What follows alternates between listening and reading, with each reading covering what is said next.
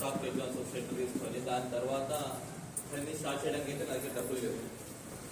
కాబట్టి ట్రై చేసి ఒక 10 రోజుల తర్వాత 60,000 ఏమో ఇండస్ట్రీ తెచ్చి స్టార్ట్ చేసుకోవడానికి వచ్చాం.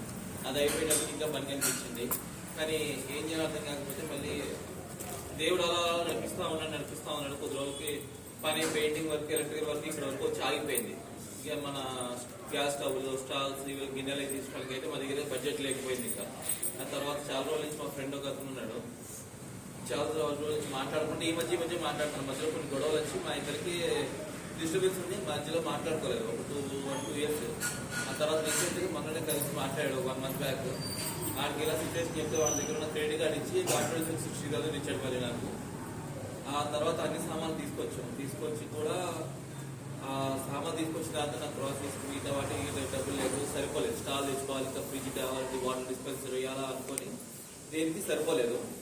కానీ అలాగే ఉండి ప్రార్థన చేయగా డబ్బులు అన్ని రకాలు అన్ని సమకూర్చాడు దేవుడు. నాకు కావాల్సిన ప్రతి వస్తువు సమకూర్చాడు. 1 లక్ష రూపాయలు పెట్టుకుంటే సరిపోతుంది అనుకున్న దగ్గర నుంచి ఆ ఖర్చు కాస్త 2 లక్షల వరకు వెళ్ళింది దానికి.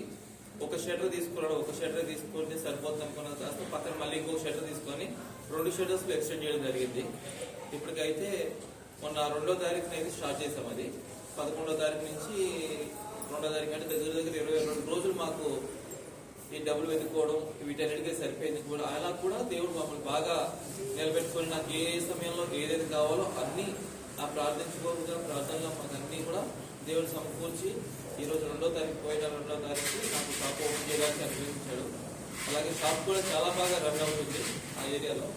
దాని గురించి ఇంకా డెవలప్ అవ్వాలని మీరు అందరూ ప్రార్థించాలని మనస్ఫూర్తిగా కోరుకుంటున్నాను.